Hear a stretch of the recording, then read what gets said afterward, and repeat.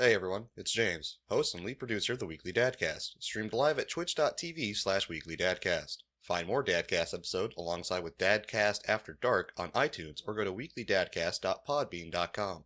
If you have a question for us, email us at officialdadcast@gmail.com or hit us up on Twitter at officialdadcast. For our stream archives and other DADCast content, go to YouTube and search DADCast.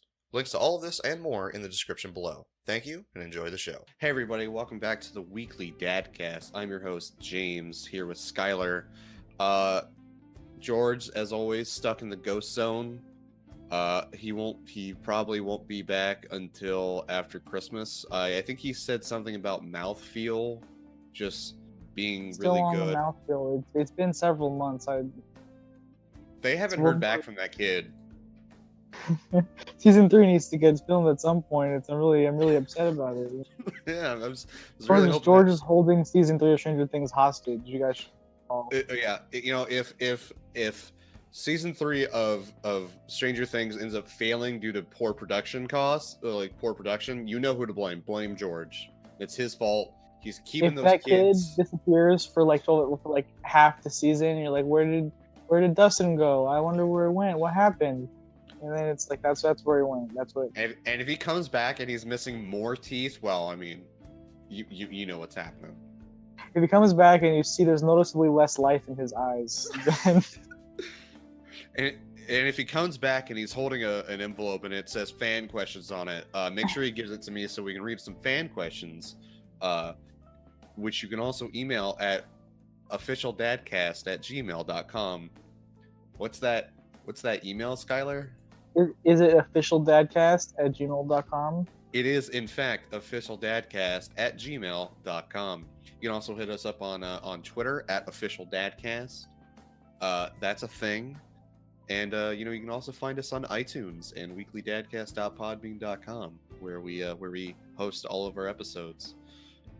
Welcome back to the Weekly DADCast, guys. So first fan question we have today. I'm putting on my NPR voice. So our first fan question today comes from Andre, who asks, which anime do people argue the most about how good or bad it is? I'm gonna say it's either Evangelion or Sword Art Online. So there's the one that has the most argument about whether or not it's good. Is that what the question was? Yeah. Well, okay. So Sword Art Online, I think, is the one that is like, I don't think there's much argument about whether or not it's bad. I think the argument for that one is more about, hey, it's not as bad as people say that it is. So I don't think there's people that like it. Wrong. It's as bad. Okay, no. It depends. Because it's not the baddest. Is that what I almost said? It's not the worst show that's ever been written or existed, and it even has some redeeming qualities as far as the production value goes. Like the soundtrack for Sword SAO was pretty good because Yuki Kaijura wrote it. She's cool, but it's not good. There's some really whack shit in SAO that makes it not a great series to watch if you're familiar with things, but it's also not worse than Mars of Destruction or some shit. There are worse things that exist in SAO. Wait, what's Mars of Destruction? Okay, everyone within the sound of my voice should go watch Mars of Destruction. It's only 10 minutes long. You can find it somewhere. I don't quite understand what it is, but it's essentially it's this OVA thing that's about aliens or something, and it feels like what it feels like is it feels like some assholes saw Evangelion and they was like, we could do that, I guess, and then they did that, and it's made by the studio that makes the Neptunia games. Oh no. I'm also pretty sure that the characters in it are all supposed to be Idolmaster characters, but I don't know why. Oh no! Because a bunch of them show up and they all have the same hair color and styles in it, and they look kind of like they look kind of like the Xenoglossia versions of them. And so I'm so confused by it. It's very funny though. It even does the classical music stuff over the action scene thing, but it's just hilarious. I highly recommend everyone watch it. Okay. I think I think the most show that everybody argues about is probably Evangelion. Like, it's so divisive. You either love it or you hate it, to the point where it's like, Skylar, you and I have it so hard being in this fucking Discord channel where we're the only... where everyone else hates it. Yeah, everyone except for like Ty hates it. And it's like, and it's always for bad reasons. It's always for bad reasons. It's like, oh, it's pretentious. Yeah. Like, it's not though. It's too galaxy brain for you. It's too galaxy brain for these plebeians. What's Claude's reasoning for not liking it? Is it just he just doesn't like the characters? He doesn't like the characters. That's fine. I feel like that's a fine reason. He can't relate to them at all. He doesn't like them, so it's whatever. That's all right. How can you not relate to Genji? He sacrifices everybody for ultimate power. Again, my favorite Overwatch character is in I'm sorry, Shinji. How can you not relate to Shinji? He kills everyone for ultimate power. That is true, but he does it for bitch reasons though, which is why Claude doesn't like it. It's like, yeah, if you're gonna kill everybody, dude, at least be cool about it. God, why are you crying, idiot? Stupid baby. Fuck, man. Ugh. Kevin doesn't even have a reason. Kevin just fucking... That's the thing that bothers me. That's the thing that gets me. Is that the pretentious argument? Calling it pretentious bothers me, because then no one can explain why. That's the thing that gets me. Is they call pretentious like, oh, pretentious is bad, and then you're like, okay, but that's not like a critique. That you need to explain like how it's pretentious. And then I don't have to explain why I don't like it. That's what I hate about. That's what I hate about Brayden, is like, he'll say he doesn't like a thing, and then you ask him to explain why he doesn't like a thing, and then he doesn't actually have a reason. You know what? No one cares about no one knows these people that we're talking about. So Brayden was on the podcast once or twice. He was there. Real fans. Anyways, people have wrong opinions. The thing about opinions is that you don't need to agree with me. You just need to be able to explain yourself. That's what we're talking about. You need to be able to explain yourself when I pull the gun up on you when you tell me Ava's bad. Yeah, if you're gonna come at me and tell me that the show is bad, I'm gonna need you to tell me why. Yeah, that's all I have to do. At gunpoint. Because as we all know, all Ava fans, we're the real high ballers. We always carry the strap. Yeah, I'm pretty buff. I don't know if you guys know that about me. Yeah, I can totally tell from the sound of your voice that you're super buff. Yeah, I'll come at you. Super buff, totally don't have a micro penis, absolutely not a pedophile. We all these things you can tell from the voice. Yeah, I'm really cool, guys. Don't worry about it. I'm gonna finish the segue real quick, and then we're gonna move on to the next question. Thank you, Andre, for asking the question. I've been noticing a lot while I was on my mail route, like when I hear somebody's voice through the door after I knock on it. Like I start actually trying to guess their like age, race, weight, like based purely on the voice that I hear, and I've been wrong every time. You're the worst at that shit. I can't believe how bad you are at it. I just want to be the boss, dude. I just want to be the boss to be like, oh, Snake, you've lost weight. Have you been eating? Jesus. I just want to be the boss. That also makes no sense, by the way. Like, there's no such thing as a fat person voice. How can you tell someone lost weight versus I don't know. Real. I've heard some fat people. There's a fat voice. There's definitely a fat voice. No, fat voice is like when people are out of breath. Like, that's fat voice. Is that if you're like talking to people in person and you're like out of breath while you're sitting at like a table or whatever, then that's fat voice. Nah, fat people have a heartier voice. I don't agree with that. I don't think that's true at all. Think of a fat person with a high-pitched voice. You can't. Take that, atheists. There's like actors. Like there's that the dude that was in I forget his name. He died because he was fat. He had a heart attack or something. I forget his name. I also forget what movies he was in. Gabriel Iglesias? No, not him. He's just it's don't worry about it. I forget. He used to do slapstick. I forget his name completely. He's old, like older movies like in the 70s. Rodney Dangerfield? Not Rodney Dangerfield. Oh, you're talking about fat guy in a little coat. Yeah, he has like the blondish, like reddish blonde hair. Yeah, first of all, he didn't have a high pitched voice. He had a very like He did. raspy, ugly voice. Like like he had that. He definitely had a higher pitched voice. Also, George No, Costanza he- has a high pitched voice. Who? Bitch. George Costanza from Seinfeld. I forgot the actor's name. Jason Alexander, that actor who plays George Oh, that Costanza guy? in Seinfeld. It's Yeah. not a hard. No, it's not a high. That's not a high pitch. It's Also, Newman has a high pitched voice in Seinfeld too. I don't want to talk about new males, dude. I don't know why you're bringing Newman, the guy from also the dude who on the computer from Jurassic Park. That guy has a high pitched voice. He's fat. Dude, I don't think I've even seen Jurassic Park. I don't What's think a I've lot ever from seen this? that No one- movie. Well, that just means that you're uncultured swine. How the fuck have you not seen Jurassic Park? When the I just how did this happen to you? I don't know. Just never saw it. I know I've been to a place that was playing it at one point. Like my babysitter's house definitely played it a couple of times, but I never like actively watched it. Just didn't really interest me.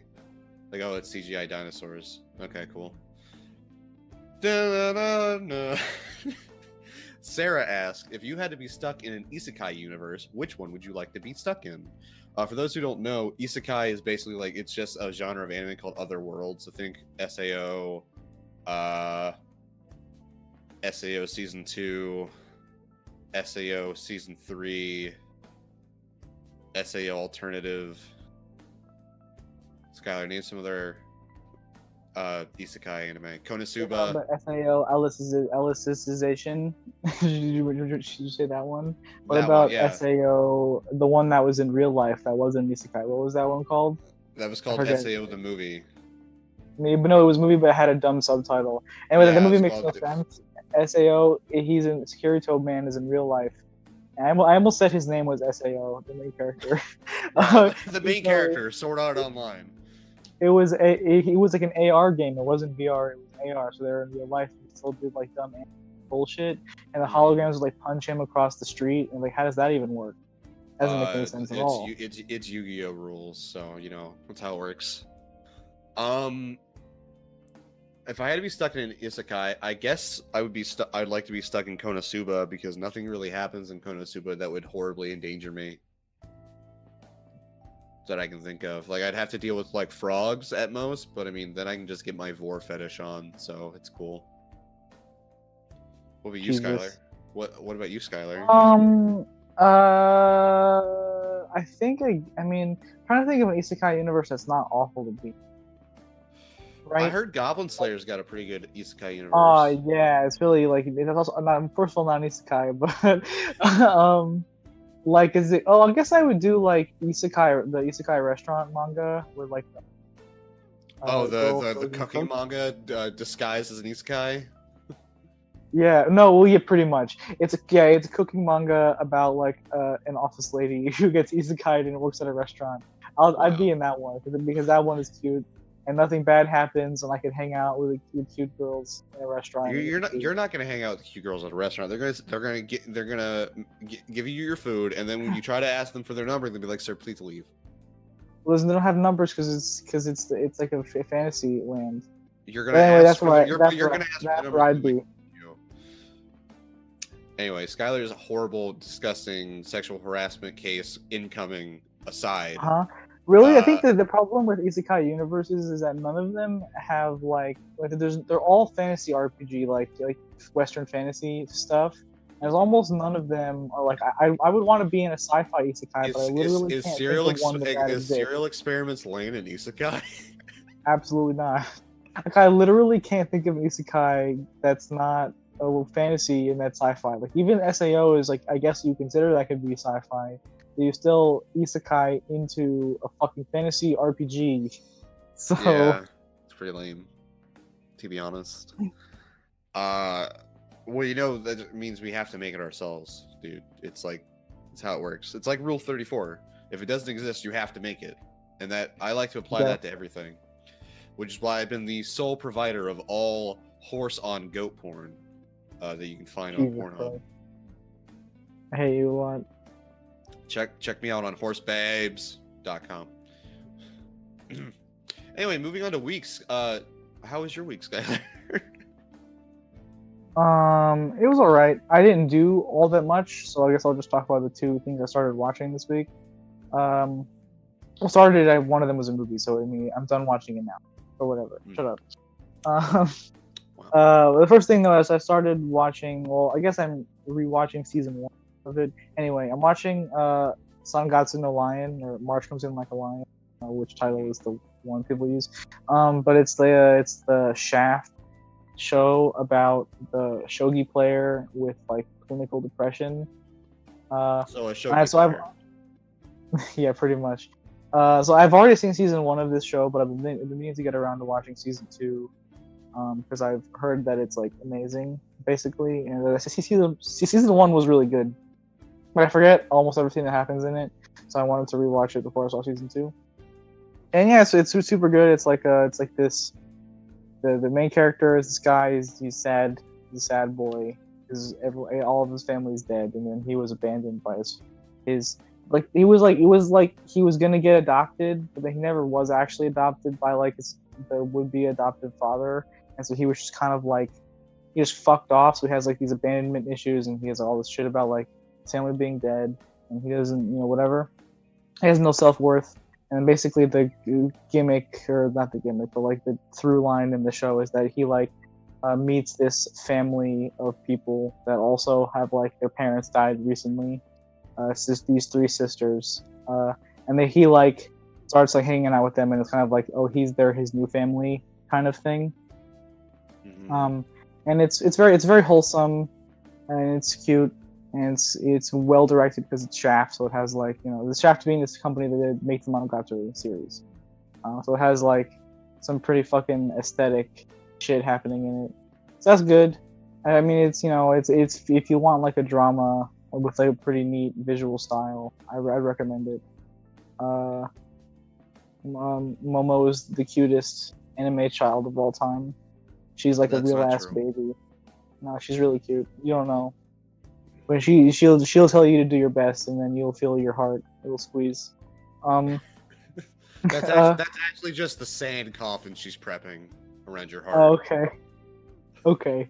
Yeah, she's placed the oath breaker on your heart, and yeah, if you don't meet the rule set, your heart will explode. Nice Hunter x Hunter reference, bro. Yeah, I did it. I finished that arc. I know. It? No, I mean we're on Chimera Ant now. Oh, you're on it, or did you finish Chimera? Oh wait, no, that's right. That happens in Phantom. Yeah, that was the York movie. Yeah, that was a while ago. Yeah, I keep forgetting. Yeah. Yeah. Anyway, but the other thing I watched though I want to talk more about because it's current is I saw Into the Spider-Verse last night. There's a new Spider-Man movie by Sony Animation, whatever. And it was really goddamn good. It might be, like, I know people talking about, like, how Spider-Man, the game, is the best piece of Spider-Man media that I've played or seen. And now I think this might be the best piece of Spider-Man media that I've ever seen. It's been a pretty good year for Spider-Man, to be honest. The whole movie is just so fucking stylish. Like, it's just, like, everything is... I don't know. It's so much attention to detail as far as the visuals go. There's so many little details that I really appreciated. Like even the movie opens with a little screen that says like this movie has been approved by the Comic Code Association or whatever. With the old Comic Codes logo. Yeah. Which was like the old rating board or whatever that made it so you couldn't have like adult content. It's what ruined comics and also made them the greatest simultaneously. Yeah, it's weird. That's how we got Batman on the fucking surfboard. Yeah, and there's just so many things about it that are just so good. Like Miles is fantastic. The soundtrack is incredible, bro. There's a bit in this movie where it just starts playing like it's a montage, like a hype visual montage where it's just blasting like "Hypnotized" by Biggie. Nice. So that was fucking sick. And it knows what references are appropriate to make, like there's 60 Spider-Man cartoon jokes in this movie. Yeah, I heard that end credits scene's pretty fucking good. Yeah, everyone should stay to the end of the credits because not only is it hype because it's a thing for the next one of these movies, but also it's like a But it's also has a really good gag in it it's pretty funny. And then like the ending to the and then, like, beginning. yeah, it's pretty fucking good. And then like even like before that in the credits, there's this really fantastic ending credits montage where like it has all this like trippy visuals for all Spider-Man. There's a bunch of dumb visual gags in there. Like there's like a bit where it's just all like Spider-Man. There's like the I'm sitting behind the desk masturbating or whatever. Oh, like there's just a God. big screen where it's just a bunch of those like all lined up. Yeah. So this movie like knows what the fuck to do with Spider-Man shit. Really impressive. The Peter Parker in this is great. Gwen is great. I was a little sad that Penny Parker didn't get that much play in the movie. Well, she doesn't. Same thing Oh, with, that sucks. but it's a thing where it makes sense because Penny Parker really isn't like it's weird that she's even in the movie because she doesn't actually have that much play in the comics either. Oh. She's like I think it's a really short run of like Spider-Verse stuff where she has like a couple of like chapters or whatever dedicated to her, and so they must have put her in just because it's you need like a visually interesting character to put in. And her like emotional moment in the movie like will only make sense to you if you like know what her gimmick even is in the Spider-Verse run that she has. But she's still fun when she's there, and then Nicolas Cage as Spider-Man Noir was great. I also wish he was in it more, but he was good for whenever he was there. Did you hear they killed off that character in the comics? Or Spider-Man Noir? Yeah, he's dead. I mean, I guess I didn't. I mean, he's quote unquote dead. Nah, He'll be back. it was well, maybe it was part of like the event, and apparently his Yeah, He- no, it was part of the event. I mean, he's coming back. no, it was part of the event, and apparently his series is actually closing for a bit. Well, I mean, that's usually how the events are where those things happen. Like they'll have the big crossover dumb bullshit events, and then and that's how they shake things up, or they get rid of some runs people aren't like reading that much or whatever. I've heard some bad stuff about that new Spider-Verse run. People are saying it's got some dumb bullshit. Yeah, at least it Yeah, confirmed Spider Cop was real. That is true. I think some people don't like it because it's making Spider-Gwen into like this dumbass Mary Sue for no reason. Which was, that's to be expected, I feel like. Yeah.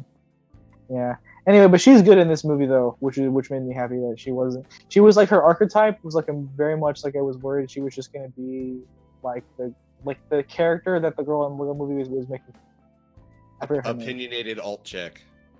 Yeah, I was really worried she was just gonna be like, I don't need friends. I'm the coolest. I'm all on my own. The cool girl that all the fanboys are gonna like or whatever. She was like, that's like she kind of was, but then they didn't make her like that. She actually was like a likable person it wasn't a dumb bitch all the time, and so that was nice.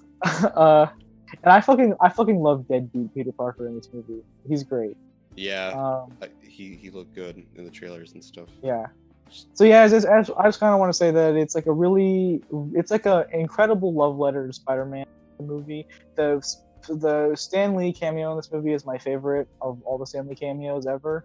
And then there's a really nice like the movie ends on a Stan Lee quote, and there's a little like dedicated to bit at the end as well. That was really nice. Because Spider-Man is his favorite, in case you weren't aware. Can't believe he drew Spider-Man like that. It's so cool.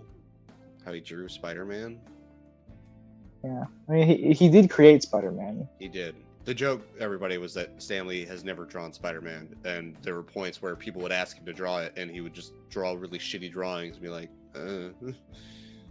Yeah, because Spider-Man's hard to draw, so fair enough. Yeah. So there's too many lines. I think that's fucked up about Spider-Man comics. Like, you look at Spider-Man's design, and it's like, who the fuck approved that shit?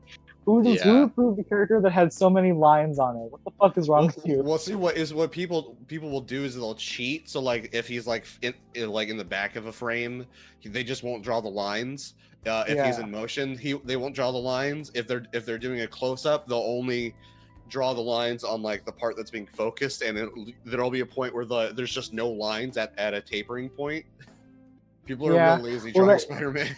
Yeah, exactly. I feel like a lot of like the newer Spider-Man designs too have less lines. Like they'll tone down the spider web gimmick on his costume a bit, which I feel like is like it's you know, do you don't gotta keep drawing all those lines on it. Yeah, man, red blue is enough. I'll recognize it's Spider-Man.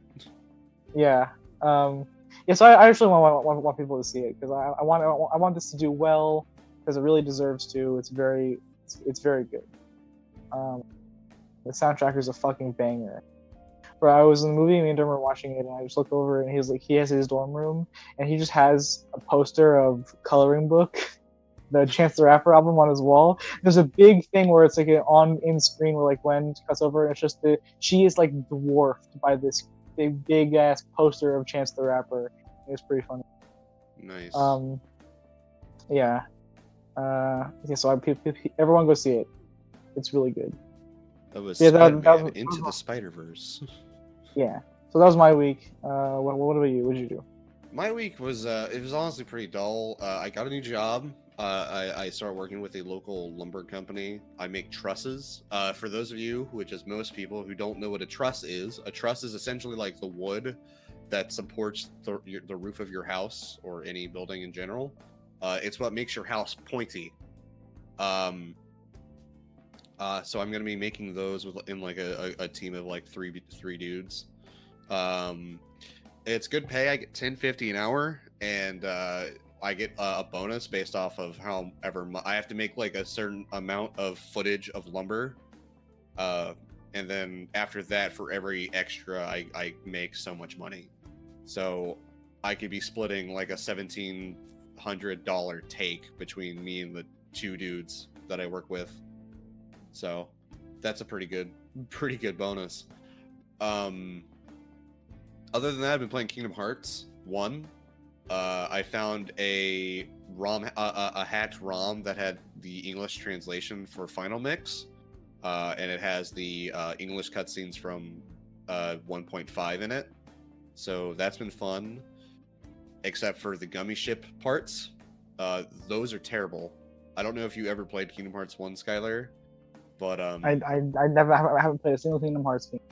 I like touched 300 Days Over 2 for 20 minutes, and then that's my entire experience with Kingdom Hearts. Why is it that you picked the second worst one to touch?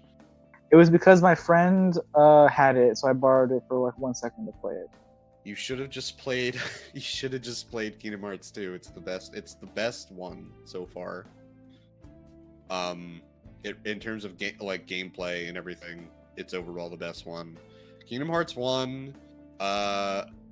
I'm playing on an emulator, so this part wasn't too much of an issue because I could just rebind my mappings. But it comes from that era of PlayStation games where L1 and R1 were your camera controls, and there's no aiming upwards, so you have to deal with that a lot, and just having to you want to look at something above you, but you have to go into first person mode to look at it. I don't know about you, but that's fucking annoying to me. I hate that stuff. I kind of hated going into first person mode in Metal Gear before 5. Just didn't feel good. Didn't feel good. I'm at the Aladdin planet right now. That shit's fucked, dude. It's super hard. I'm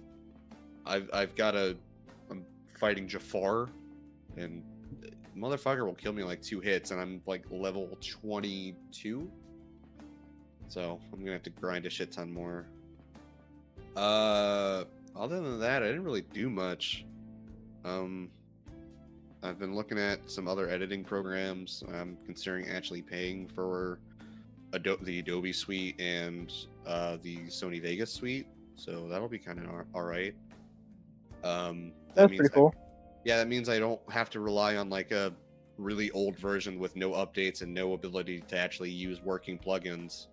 So that's always nice to do. So yeah. Oh, and I'm saving up for an apartment, and I should be able to afford one pretty soon actually. I'm looking forward to that. I can finally move out of the house.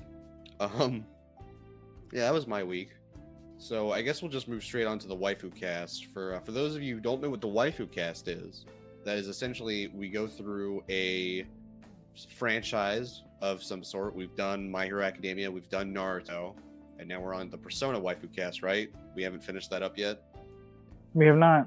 Okay, so we're doing the Persona Waifucast, and we just decide, like, you know, which we pick a character every week, and we decide whether or not she is a viable waifu for whatever reason. And if there's a disagreement, you have to make your argument for the character. And after we've all decided, she gets to either go into the pantheon of viable waifus or sink into non-viable hell. So, Skylar, who is our waifu this week? Is it in the docket? Did you find the docket? It is no. I was told that No. you were told. I was. Oh yeah, I was told. Okay, so yeah, Claude DM'd me. Claude DM'd me. I'll find it. So the thing is that Claude DM'd me with a character that I don't even. It's Chidori Yoshino. It's literally a character I don't remember from Persona 3. I even gotta look her up to remember who the fuck is it. The teacher? No, it's not. Who the fuck is this character? I'm seeing this design. I don't remember her at all. Oh, I don't know that character either. I didn't get that far in Persona 3. It's the Hanged Man girl. Well, that makes sense considering her design. Look at the fucking thing going through her head. Wow. Yeah, but what? So what was her deal even? I don't even remember. I don't know. I've never gotten. Oh, okay. I forgot her name. So she's the girl that's she's the girl in the hospital that's dying. That's her. And I forgot her name, but I really liked her thing. Wait, never mind. Let me look. Oh, yes, she's oh wait. Who is this I character? lied. I'm sorry. Never mind. I was wrong. Okay, she's the girl that likes Junpei. Right, And, I gather that much. And she's like, remember her thing was that she was like depressed, and she cuts her wrists or whatever.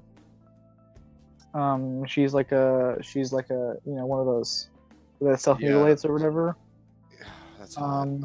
I'm gonna stop here because I don't know who this character is. So she eventually in the game dies saving Junpei. That's the thing that happens. Well, I didn't want to know that. I want to play Persona 3. No, well, I'm sorry. That was important for this conversation. It really wasn't, because I was just gonna say she's non-viable. If I don't know who the character is, it's non-viable. Why would I guess now that I forgot she was in the game, but also I'll say she's viable. She's non-viable. I like her. Non-viable. Her design's alright. Her design is too much. Her design is too much. There's too much going on. It's a little bit much. Well, I forgot she was a party member. She's a part. Will you stop talking? Stop talking about this character that I don't know and wanted to experience on my own, dude. What the fuck? How dare you? Wow. James, I hear salty that he doesn't know about a character that I didn't even pick for this. You should play Persona 3, motherfucker. All right. Okay. Fuck.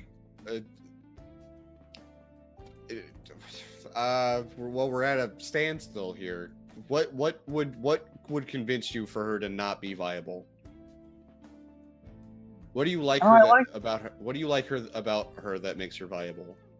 I like the way that they depicted her issues. You know, the way that they handled her depression and things like that. I thought it was handled pretty well. Okay. And it feeds into the way the game handles a sort of more dark personal feelings and stuff. And then her arc itself was pretty good also, with the way she kind of came to grips with stuff with Junpei, and I also like what she does to Junpei's arc. It's pretty good. Because all I can go on is her design. I guess will just make her viable because my reasons are shallower than yours. Okay, Chidori is fuck. I can't believe, why would Claude pick this character? He knows. I think he picked the character that no one cared about. I guess. Because I don't think he wanted to be. He should have picked like the band girl. Persona 4. All right. Time out. Have we done the teacher from Persona 3 yet? No. All right. haven't. I think she's viable. I like her. I think like she's her a fucking. character. I think she's a thought. Is what I think. Look, fucker. Okay, actually, no. Wait. Actually, no. I'm remembering wrong. I thought you. I confused her and the thought ass like I want to sleep with a child teacher from Persona 4. I think the one in Persona 3 was fine actually. Yeah, because you don't actually sleep with her. You play video games with her because she's a fucking meat. Yeah. In her Well, heart. You play Persona 2 with her. Yeah. Isn't there also the other student that you have a link with that wants to fuck the teacher too? Isn't that a thing? No, Isn't there a scene in the diner? No, he wants to fuck a different teacher. Yeah, I know it's a different teacher, but there's a scene in where you're in like the cafeteria. He just yells about wanting to fuck a teacher, and everyone stops and looks at him. Yeah, yeah. That I always befriend that guy for no reason other than just it's funny to me. He just wants to fuck a teacher, and he's so explicit about it. I'm glad they made that character into an entire plot line in Persona 5. Yeah. Yeah. I am too. Me too. What? Fuck you. You like Futaba. Get out of here, fucking loser. What's wrong with liking Futaba, huh? Pedo-neat. Huh? Pedo-neat. Why? Explain that. Explain that to me right now, James. Why? Why is it bad to like Futaba? Yeah. Because she's a child. She's 16. So is everyone else in the party. No, but I don't care about party members, dude. I care about adults. Yeah, James over here. You're not allowed everyone's party member in a Persona game. Get fucked. Everyone likes Chie or Rise or Kanji. You fucking faggot. Kanji is the same age as Futaba. I don't even like any of those characters, like romantically. Well, because you didn't play before. Well, yeah, but also just based off Kanji's design, I wouldn't romance him anyway. He belongs to Naoto with somebody his own age and not, me, an individual that's self-inserting to a character. You fucking monster. God, what's wrong? You're a monster. You're a monster. Anyway, we're moving on to the goddamn news. Some interesting stuff. Some interesting stuff happened this week. About 12 hours ago, we got a new promo video for Mob Psycho 100 Season 2. We also got released. Yeah, so the new promo showed off the opening theme and the ending theme. The opening theme is 99.9, performed by Mob Choir, and Mimo Sepia is the ending theme by Sajo Nohana. It was also revealed that the previous season's cast is also the same in Season 2, which makes sense. I don't know, like none of the characters changed for as far as I know, so I don't know why that's even like a question. And then you've got January 7th, 2019 in Japan is the release date. So I'm super hyped. And wow, the visuals on this are really pretty. The promo videos, just kind of showing clips and stuff, but the little clips that they're showing, I dig. I always liked Mob 100's art style. Skylar. Yeah, I mean, Mob Psycho's art style is pretty impressive. I think it's like, I'm very excited for this new season. I think this is just the show where fucking Bones just flexes constantly. Oh yeah, absolutely. It's just like because My Hero Academia has a constant production, so it has like these moments of high production value. But Mob Psycho is just like always at like it's at like 85% at all times, and then sometimes it just spikes up to like 120%, and you're like, what the fuck? Now, this is unfair to everyone else making TV anime. Because it's outrageous how fucking good Mob Psycho looks. When did Naruto join the manga? There's this spiky blonde-haired dude. He was one of the guys season 1. He was part of like the other group of the psychics or whatever that are like the kind of like the antagonist, but not really a season 1. He's like one of them. Oh, okay, it's one of those. Okay, cool. Yeah. I always love seeing Mob going 100, and his hair just starts flowing and shit. It's awesome. Yeah. Well, he doesn't go 100 that often. It's like well, yeah.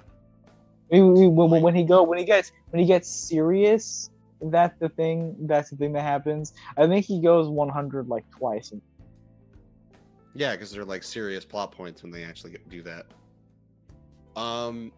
We also got a similar promo for the Promised Neverland anime. So we got that was pretty good. Yeah, they revealed the whole cast, including the voice actors, and we got the release date and the new OP. Anime premieres in January 2019 during block on Fuji TV that I can't pronounce. We'll stream exclusively on Amazon Prime, which is kind of I don't like Prime's video player very much. But I'm gonna throw some names at you that maybe you'll recognize. Sumire Morohoshi played Virgin Soul's Nina, Haikyuu's Yachi. Wait. So, say your name again. All right, Sumire Morohoshi. Morohoshi. Okay, so that. They play I don't know Emma. who that is by name. Okay, so I don't know the person by name, but okay. Okay. Okay. Here, I got one for you. The person that played Rika in Chunibyo. Okay, yeah. Plays Norman. Oh, interesting. Okay. Reg, the person that plays Reg, is Ray. That's a good pick for that. Yeah. And then the rest of these don't actually have credits of like previous works attached to them. But the anime is being directed by Mamoru Kanbei, who did Elfen Lied and wow, that's appropriate. And The Perfect Insider. And I'm pretty sure that was cool. yeah, and Cloverworks Studio, who made the Persona 5 animation, is doing Persona it. Cloverworks is the offshoot. This is so weird. Cloverworks is an offshoot of A1 Pictures that was created to do the second half of Darling and the Franxx. Like that was where they were like, instead of A1 Pictures being involved, they were switching it over to the Cloverworks subsidiary, right? So that was like their place to put a bunch of like the people they normally contract to do things, like the guys who made like Gate and some of the producers that work on Idolmaster and things like that, right? But then they in the middle of Persona 5's run, I think it was they no longer were attached to A1 Pictures and are now just a sole subsidiary of Aniplex. Okay. Which is super odd. That's how that turned out. Yeah, so their Cloverworks is interesting because they're kind of like a studio, but not. They don't have that many like animation staff. It's a lot of like either direction, like guys, hey, I'm a director, or like just producers. Like, a ton of producers work there. Yeah. Man, So I mean, it looks pretty good based on the trailer for this. Like it looks really nice. The trailer really shows off how they like to make the faces really small on the heads. Everybody's got a really small face for their head. It's kind of ridiculous how small it gets. So Kazuaki Shimada, who did Maho Shoujo Nante Mui Desukara, I don't know what the fuck that is. Maho Shoujo Nante Mui Desukara is the Dad, how about you send that to me so I can read it? Okay. Is I was gonna say there might be There. That's it. Anyway, Takahiro Obata is composing the music. Do you know anything? Oh, that's cool. Is he good? His name sounds familiar to me. Give me a second. I think I know who that is. Masahiro Obata, you said? Takahiro Obata. Names are hard, okay? Takahiro. Wow, what a racist. Names are hard.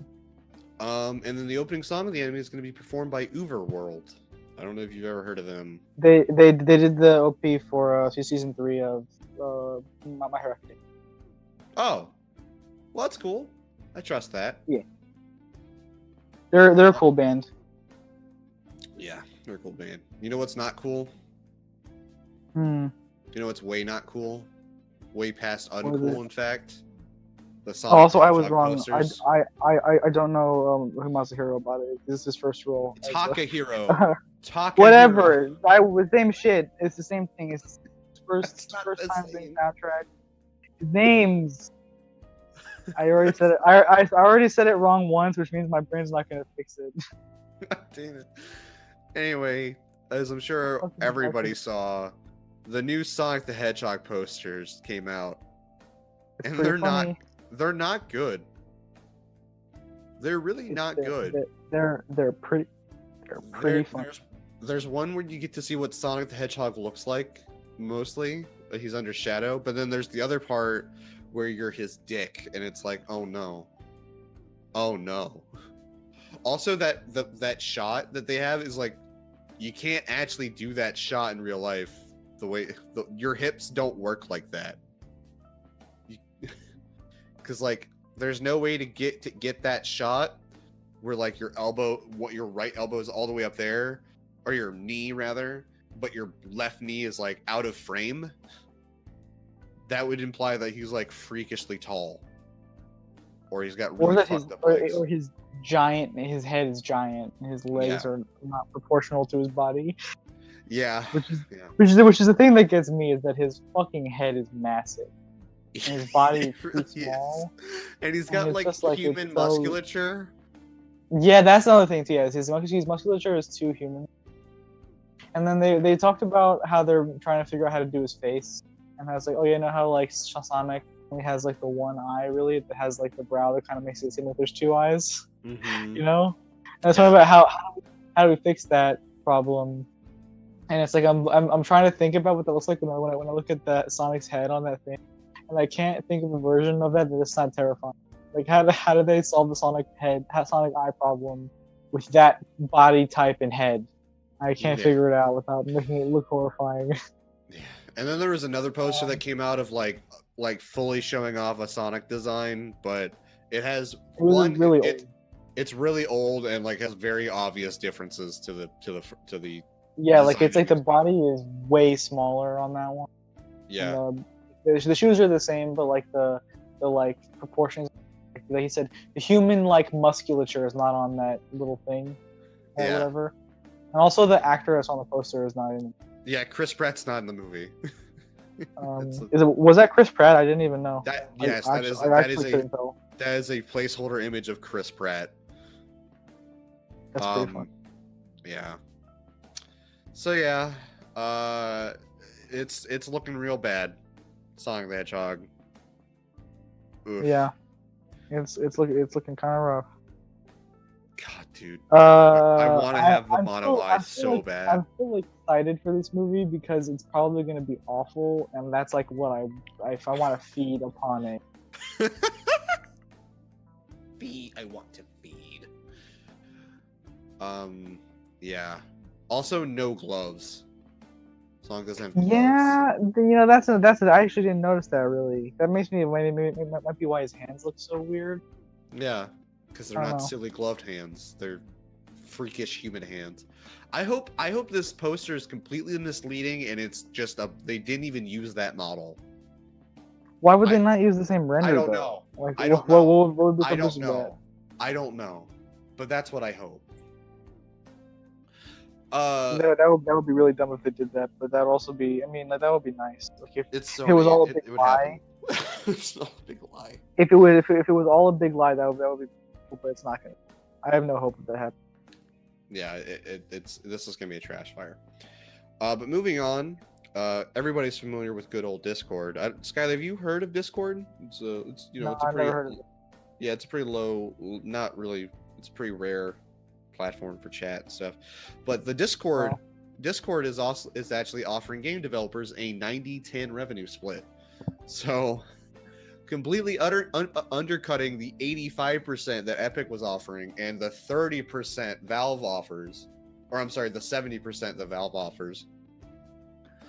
Discord's offering, yeah, we'll give you get to take 90% of your income back when you host on Discord.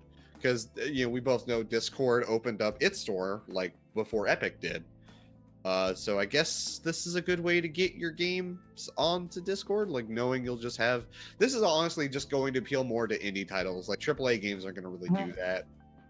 Yeah. But it's at least interesting to see because I honestly forgot about the Discord game store. So good on you. Good on you. Whatever. I also forgot that it existed as well. Yeah, even though it's the first thing you see whenever you open up Discord because of the way it's set up.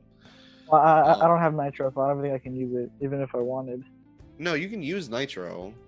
Or you Oh, don't have to have. You don't. Isn't it free games with Nitro? Isn't that what it is? Yeah, it's free games with Nitro. Oh, okay. That's also Um, cool then. Yeah.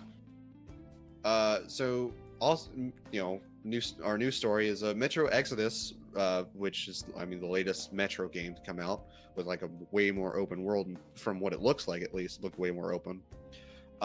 Is getting a release date that is actually, it's a week earlier than the release date they previously announced, because the game has finally gone gold. And like, well, it's ready to release, we're gonna ship it out earlier. So instead of like February 22nd, comes out February 15th, which is when Far Cry New Dawn and Anthem. There's a new Far Cry game coming out? Yeah, it was. Well, I didn't even know. It's okay. It's like Far Cry Primal, in the sense that it's like a very smaller game right after the new one. And they're like they're reusing the map or whatever from Far Cry. Yeah, Far Cry 5. Like, yeah, it even features the main antagonist from Far Cry 5, like as a character. So yeah, because that was the thing with Far Cry Primal, is it actually reused the map. It really did. It literally just turned it upside down. That was the best part. Yeah, it's pretty funny. Yeah. So yeah, Metro Exodus comes out February 15th. It's gonna be on PS4, Xbox One, PC.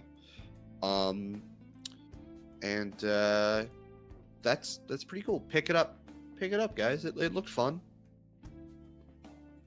Movie, man, I'm really low energy today. I'm sorry. I feel bad. You're fine. I also have nothing to say about Metro. I feel like it's a series that I really should be into, but because I couldn't play the first game because I didn't have Xbox, I never got around to playing last night. Honestly, you don't want to play the first game. The first game is kind of jank, and there's a turret section that's the worst, at least on PC. I do know what happens in the first game though, because I've seen the ending, so I don't know why I'm like, and the ending is the only thing that matters for Metro Last Light. I just never got around to getting Last Light. So this game looks super cool, and I'm like into the setting, all that shit. It's just I never got around to playing it. So I have like no emotional attachment to this franchise. Yeah. You know what I have emotional attachment for, despite never playing it? Dead or Alive 6. I think it looks cool. What's wrong with the Why? 6? What? No, I was being genuine. Like I have an investment in DOA 6. Oh yeah, DOA 6 looks cool. Yeah, we got two new characters introduced: Brad Wong and Did I miss this trailer? Eliot. Yeah, it was. I guess I missed this trailer. I thought I saw it already. It was literally posted yesterday at like 3 a.m. Oh, rip. Yeah, I mean they should also. I saw the characters before that were announced, with like the scientist girl and as people might forget, the scientist girl was cool. She had like lightning powers. Yeah, that was cool. That was interesting. I mean, like this game looks interesting. Like it looks cool. It'll probably be similar to how, because like the deal with DOA 5, right? Basically, it was RPS, the video game. Yeah. It was just like you have your options, and this option beats this option, this option beats that option, blah blah blah thing. So it'll probably be similar to that, which is, I mean, it's fine. Like I'm fine with that as a gameplay concept. Really, I feel like it's like 3D fighters are just kind of doing it. Like, people are like being emboldened by the success of Tekken 7. Yeah. And like Soul Calibur is done well, so I hope DOA can. I hope that DOA's it didn't alienate its target audience though with its thing. Even if I actually like the change in the aesthetic, I think the new designs look. I think the new designs look really cool, but I can't help but feel like maybe people that bought those DOA games are not going to be like, "Where's Ayane's titties at? Where'd they go? They disappeared. Why aren't they bouncing? God damn it!" Yeah. That led to some really weird and specific porn, where it's like now characters are freaking out because their bodies don't react naturally, and that's supposed to be that's a new weird fetish that exists. It's Mhm. like, yeah, it's Mm. don't Google DOA 6 porn. It's weird. It gets weird. But we got some Well, I feel like character it's just like profiles. because you can. It's just because when you have the 3D model, you can do whatever you want. You And so can. now you can get. And so you. That's how you get the weird. Man. Because when you have the. I Yeah, wasn't anyone even, can do that. I wasn't even referring to SFM stuff. I was just referring to like 2D Oh. art that was made. Yikes. Yeah, it's weird. 2D fetish art is the worst. So we got character I profiles. actually for these- think 3D fetish art is worse because it's like the horrible, like little soulless 3D models. They're like and they always look like they're like shiny, like I don't know, like sometimes. this SFM models when it's like people don't know what they're doing, they make me feel very uncomfortable Yeah, It dicks was- are worse than SFM.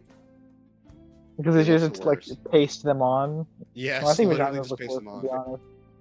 'Cause No, well, no, vaginas never look worse because you never see them because the penis is just clipping through it. that's true. The pelvis is always looks wrong because everything is just clipping through it, and there's no proper way to like. Well, there is. It's called using Blender instead of SFM, but most people don't want to bother learning Blender, so they just have the models clipping into each other. Yeah, anyway, SFM I'm porn discourse. But anyway, if we could move on from the SFM porn, real quick, I wanted to talk about the characters that were actually introduced in this new trailer. Brad Wong, who is a drunken master from China, age 32. He is an alcoholic and he is homeless. He is an unemployed man. He's homeless. And then we also have Eliot, who is an apprentice of the Iron Fist from the UK. He's 18, according to the American release. Probably he's probably like 12 or something. I don't know. And he plays Marie the Rose, harmonica. right? He play, huh? Marie Rose is in this, right? Has she been announced yet? I actually don't even know. Age question mark. Yikes. Pretty much.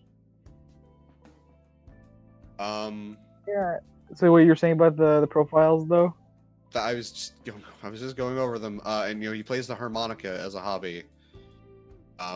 There's a really, and then we also got to look at the new stage, which is called Unforgettable, and it's like a street menu thing, but it's underground. I don't know how to describe it exactly, but it's like an underground mall, like with or it's like a gallery, I guess. Is it an underground mall? Like the ones that like in no, they have those. no, Like no, not at all. It's like an underground gallery thing. So like, there's railings. I'm gonna post a picture over in DADCast. Anybody who you click, if you're listening to this, there will be a link to the trailer, and you'll be able to get a better look at it. Where there's like railings, and then like there's like little exhibits. It seems on each end, like one's like a casino stage, and then there's like a futuristic stage on the left. It's weird.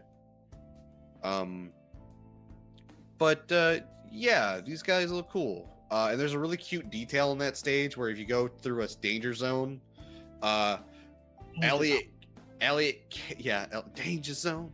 Eliot actually catches Brad and then like puts him back on his feet. And I really want that to be like a character specific animation. Like I want you to normally just fall and hit your fucking face on the pavement, but if you're playing against Eliot, he'll catch you and reset you back to normal. I think that'd be very fun. What a nice guy. Huh? Yeah, what a nice guy. What a nice guy. What? Oh god, I just realized Eliot's English, dude. He's got fucked up teeth. That's why his mouth is closed the entire time. What is mouth closed all the time? Yeah. Hey man, you Damn. can't help it if you're from the UK, dude. You can't. You're born with it. You're born with shitty teeth. It just be like that out there. It really be. It It's really. because everyone does it, so the landlord won't come and take their teeth away. Yeah, it really 2B like that sometimes. By the way, Nier Automata's 2B coming to Wow, Soul that Calibur was 6 next actually week. a decent segue. I'll give you credit for that one. Thank you. So 2B from everybody's favorite platinum game, Nier Automata, comes in on December 18th, and she looks great. I love her. I love that her fucking ultimate attack is just the fucking one of the most powerful scenes in Nier Automata.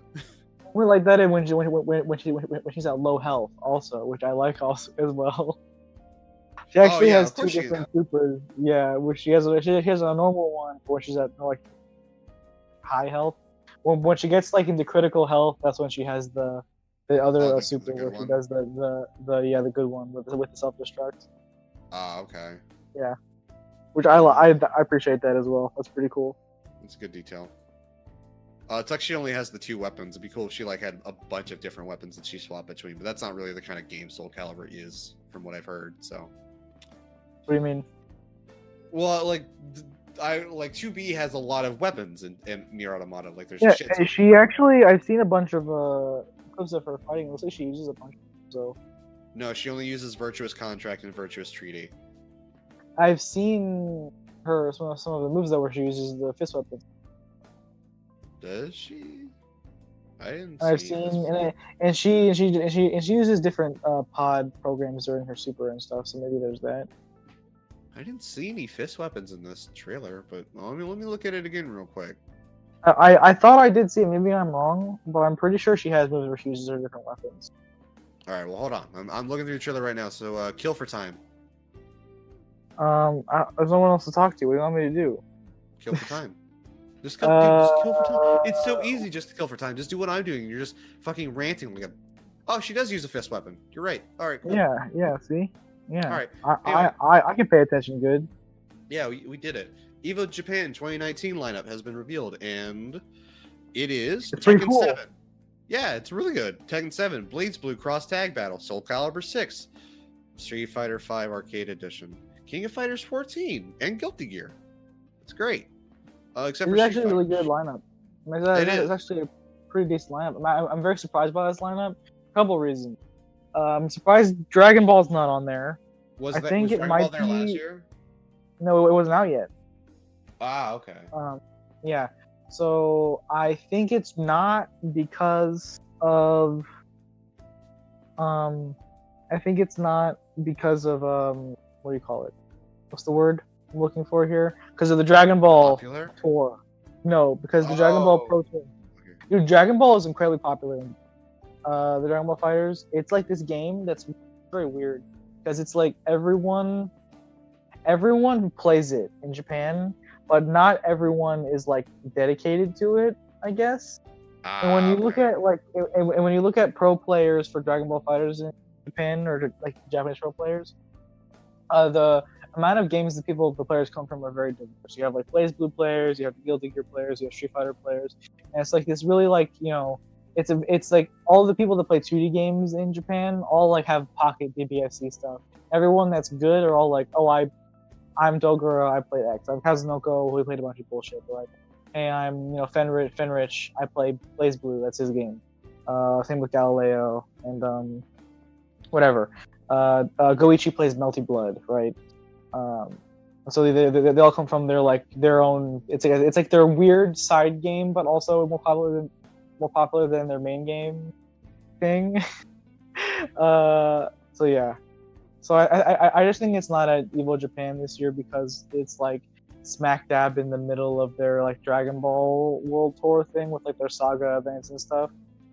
So maybe they couldn't coordinate it in time to have a Saga event at Evo Japan, but then also didn't want there to be a really big major for it that wasn't part of the Saga events or whatever.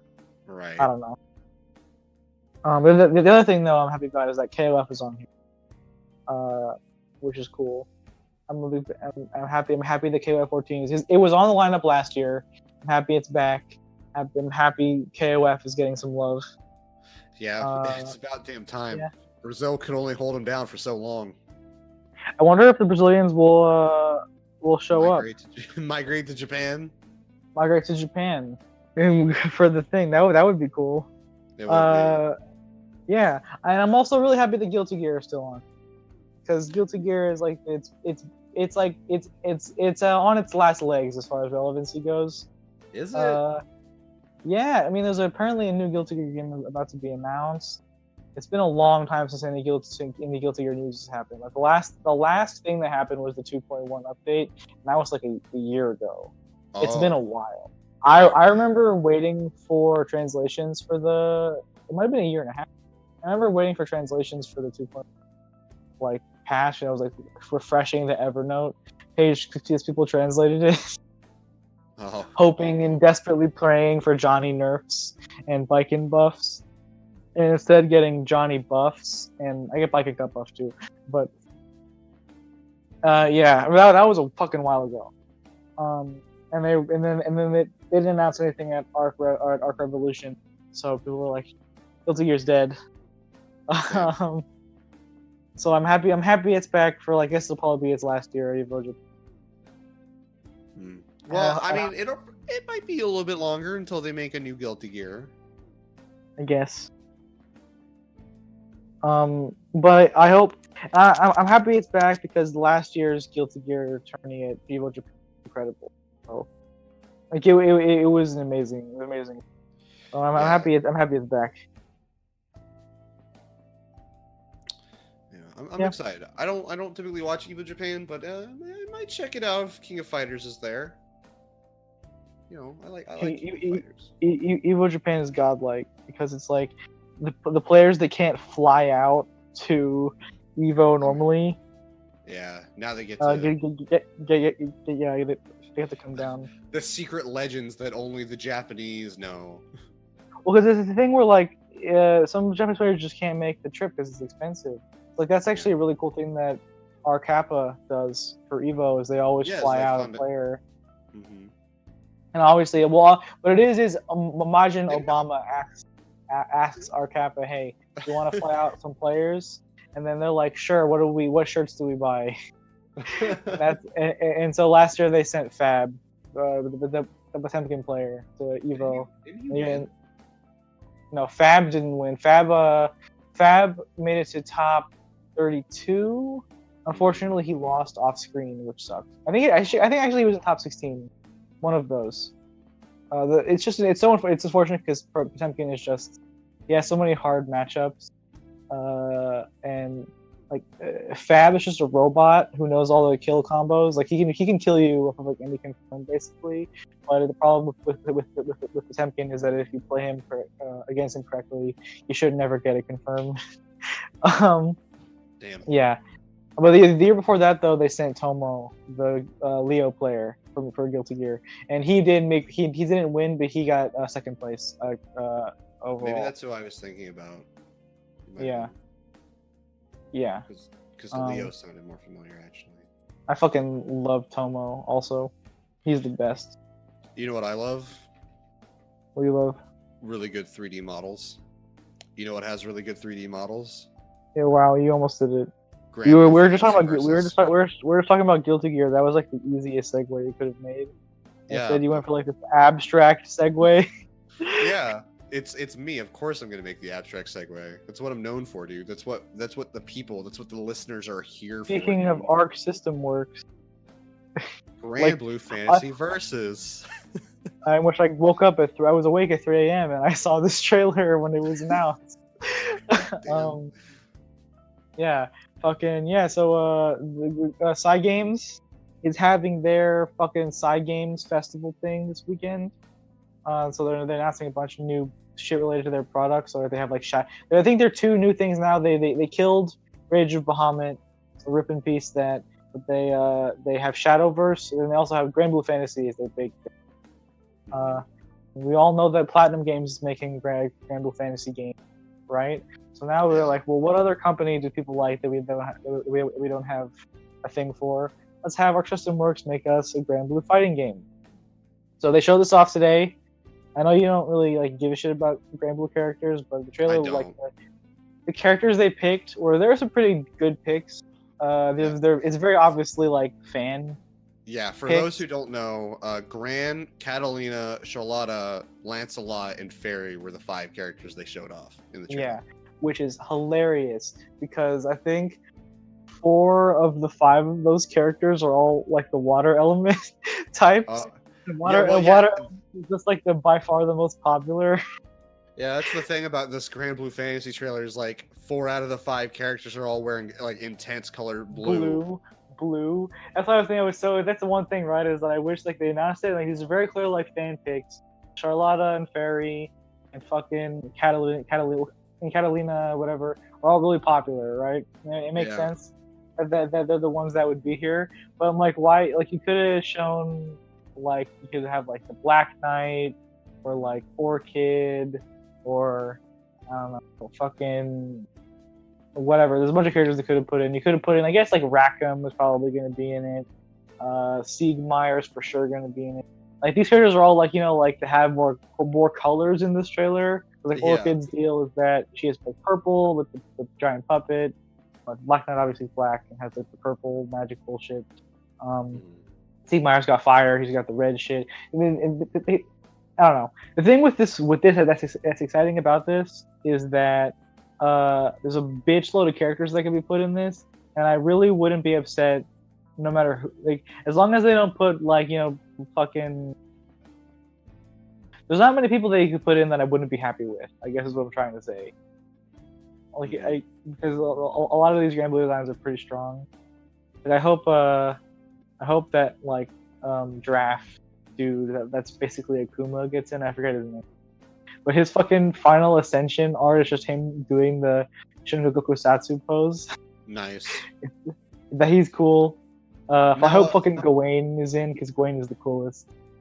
No, we actually learned some stuff about like the mechanics in this game. Like, so they did a Famitsu article, right? So basically, Patchy, who is the dude who does the Guilty Gear balance patches, right? That's him. He's the current Guilty Gear man in charge of the production because DADCast. He's come out and talked about some things they want to do. So basically, if people aren't familiar with GRANBLUE Fantasy, it's a gacha RPG game, like a mobile game. So they do the thing that ARCSYS always says before they announce anything, where they say, we know we're doing this thing, people that aren't familiar with fighting games can still have fun with it, thing that they always do.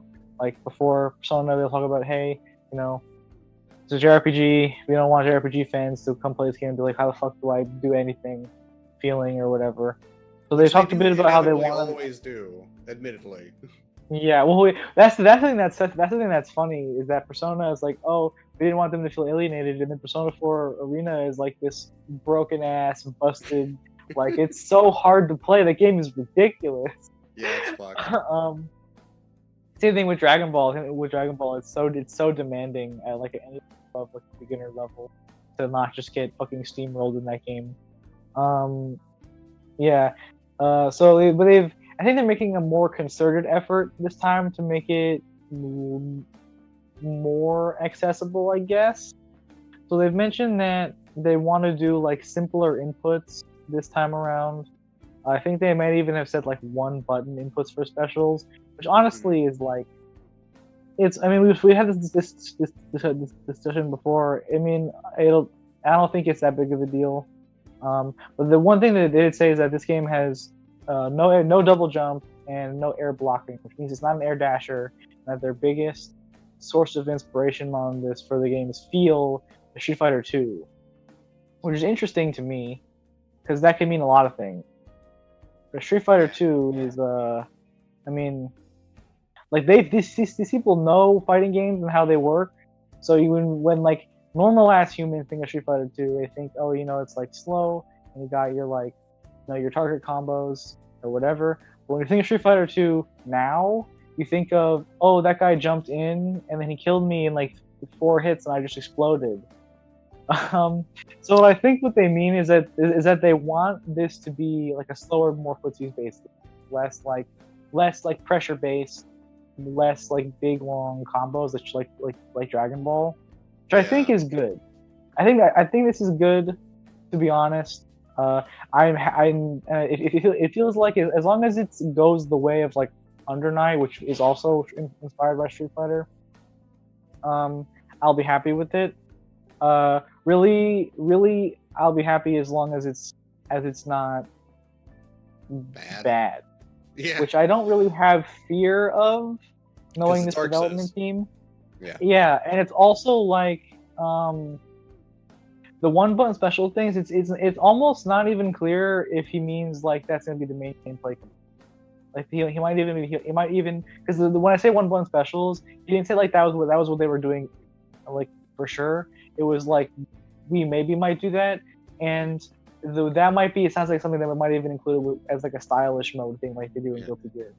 Maybe. And like Tekken 7 has supers that are one button. You just press on R1. one button. Yeah, R1. Which is why you hated playing me when I played Akuma.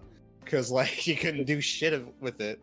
I just like I could throw out a button and you could block, and then I just Raging Demon. Because this Raging Demon, yeah, that was really annoying. Yeah, with the answer is probably to sidestep, but it's really hard to do that on the game. Yeah. I'm also bad. Because remember it tracks. Oh, it did track. That's right. That was. Yeah. Well, because if I was too close, I couldn't sidestep. Yeah. Yeah. Yeah. That's annoying. But yeah. What was I gonna say? I don't know. Just I will say, even if this game turns out to be like real, like maybe like really simplified, or if it on the rare occasion it turns out to be bad, it is the most beautiful ARCSYS game that they've come out with. These models are so detailed and so high quality. It's outrageous how high detailed these models are, and it's because like it's GRANBLUE's fault. Well, not fault, but it's because the GRANBLUE designs are complicated really designs. complex. Because they're really it's okay. So it was Akiko Yoshida. He did like some of the early art for the series, and like the earlier characters and stuff are designed by him. And then more recently, it's his understudy that was, I think his name is Manaba, is now the guy who's doing most of the art for GRANBLUE Fantasy. But they're both like a connection, like a team. I think he's like creative lead on GRANBLUE Fantasy also. Yoshida is. So yeah, it's like that artist, right? Who did the designs for like Nier Automata and a lot of stuff for FF14 and like Tactics Ogre or whatever. Yeah. So so what's kind of funny about that is that I was figured they would try to simplify the design for them, because that's what happened with the anime. They had a GRANBLUE Fantasy anime, and they released the first episode like a couple of like months in advance as part of like a Cygames event, right? Mm-hmm. And they tried to keep the original designs for the show, but the issue was that the original design details and stuff didn't animate very well in 2D because they were so busy. Like they would look like messy in animation, and it was really hard to keep them consistent. So fans were like, "This looks like shit. You should change it." And so they actually delayed the start of the show for like a while so they could redo the designs for animation to make them less, have less things going on. So I think it's super interesting that this game managed to keep the designs as is. They didn't simplify them for animation, while also making them look really, really nice in animation as well. The lighting here the lighting on display here is just fantastic. I mean, like that's kind of part of how ARCSYS does this entire animation and model style is baked in lighting that's like made custom for every character. Every character, and it's very clearly worked out in their favor. I would say this is like them showing like that they've mastered it at this point. Yeah, dude, some of the shots in the show look so fucking good. Like the shot of Charlotta doing the fucking Obari pose looks so good, and then all the fairy summons look really great. Fucking the cinematic cutscenes they showed look fantastic. There's cinematics in that. That's cool. Yeah. There'll be a little story thing. Yeah, that's the thing, right? Is that it's like it's so weird when I think of GRANBLUE stuff because like the main characters of that series are Gran, who's the guy who's first shown. I'm sad it's just normal. First of all, I'm sad it's Gran and not Jita, because the female main character's design was way better. And then I'm also sad that it's not any of his cool job designs. The thing is that Gran's OG design is kind of like bland MAMC design, but that's because that's his base design, and his design changes whenever he changes jobs. And the game's main mechanic is like changing jobs all the time, right? And so he has some fucking bangers in his design thing. He has like a luchador outfit where he has like the Tizok feathers and a big mask, cape. Nice. He's got he has the new one that they showed off is like the gladiator, looks fucking rad. He has like a berserker thing where he has like the wolf pelt with the mask, like the wolf head, a helmet. He has some really fucking great designs for his like jobs and stuff that I hope they would use, but I guess and they said that the jobs aren't going to be in the game. Okay. I'm sad. I'm sad that's not in. But that also Imagine means that we're not going to get Grand Fighter, GRANBLUE Fantasy, Grand versus where you know you have a billion different forms and brands in the shit. game. Yeah. Yeah. We're not getting Goku Fighter VZ. Goku Fantasy. Yeah. Oh man. The only thing I can think of is like why they chose this design is one, it's probably maybe being his most recognizable off the bat, or they didn't want to conceal his face. Like if you said some designs have like masks or like head. No, it's like well the face is the only one that has the full on mask is Luchador. All the other ones have like face mostly exposed. I guess it's just a thing where I feel like like it would be weird to single out any of the jobs because they're all like equally like no, they aren't all equally good, but they're all like there's like none that are like more important. Right, they're all fully realized. Others. Yeah.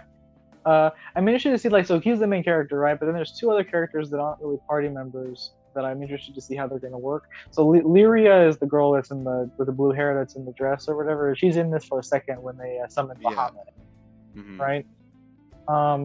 And so she isn't a party member. She doesn't fight at all. Her gimmick in the story is that she's the one that does summon. That's her thing. Okay. Yeah. So she's in this trailer. She has like some cutscenes and stuff. So this makes it seem like it's like there's like a like they're like those were like fully animated cutscenes where she's just out and about and doing things. There's a couple of shots of those in this trailer. I'm like, so like that's kind of cool also.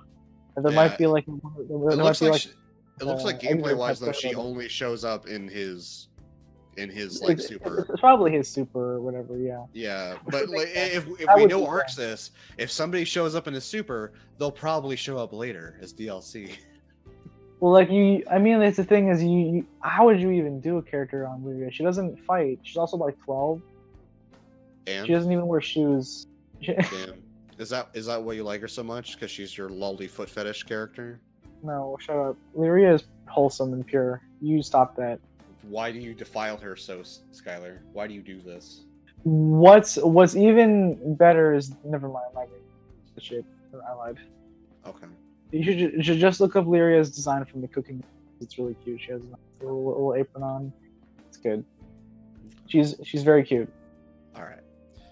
She tries very hard.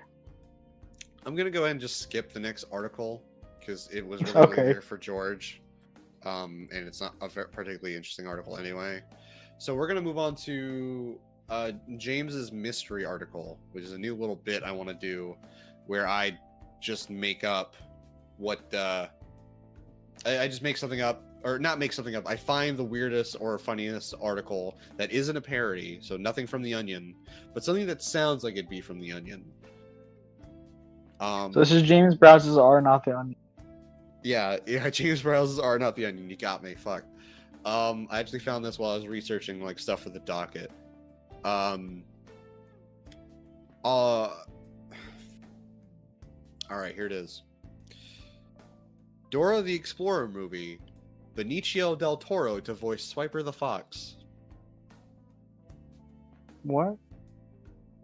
Why? Right? What the Paramount fuck? is apparently making a Dora the Explorer adaptation, and Benicio del Toro is voicing the nefarious Fox Swiper. Who is this for? I don't know.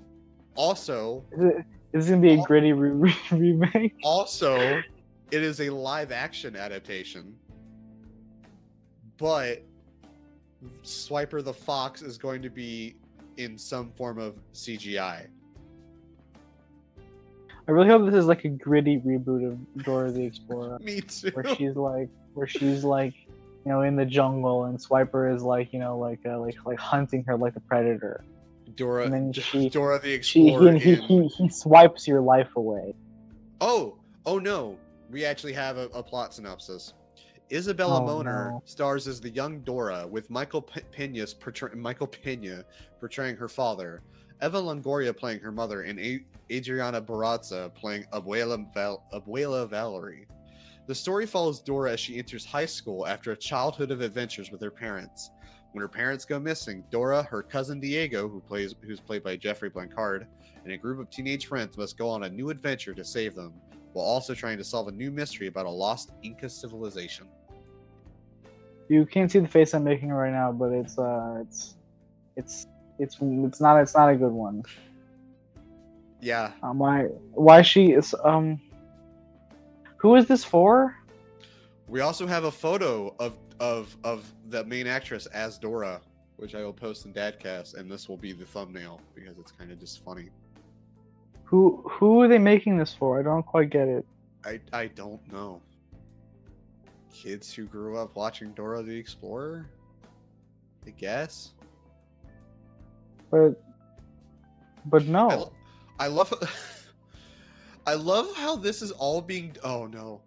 The cast also includes Eugenio Derbez as the villain, Alejandro Gutierrez, who has been described as a rogue explorer, along with Tamara Morrison as Powell and Koronka Kilcher as Inca Princess Kawilaka. Oh god. I was just about to say I'm happy they're at least using Hispanic actors for this movie. But that last thing doesn't sound good, doesn't sound promising to me. While Dora's best friend, a monkey named Boots, has been confirmed as part of the film, there has been no indication as to who may voice this character. But I love how serious this article is taking this. So it's like, but now that we know who's voicing Swiper, the Boots casting announcements may be imminent. It's like, when was this announced and how did I not hear about it? I feel the same way. James Bobin is directing Dora the Explorer from a script by Nicholas Stoller and Daniel Sanchez Witzel, with Kristen Burr producing. Jesus Christ. Paramount has handed out an August 2nd, 2019 release date, a busy weekend that includes Universal's Fast and Furious spinoff with Dwayne Johnson and Jason Statham, and 20th Century Fox's New Mutants. Since none of those projects necessarily cross over with Dora's fan base, that could bode well for this live-action hero. I'm very confused by this.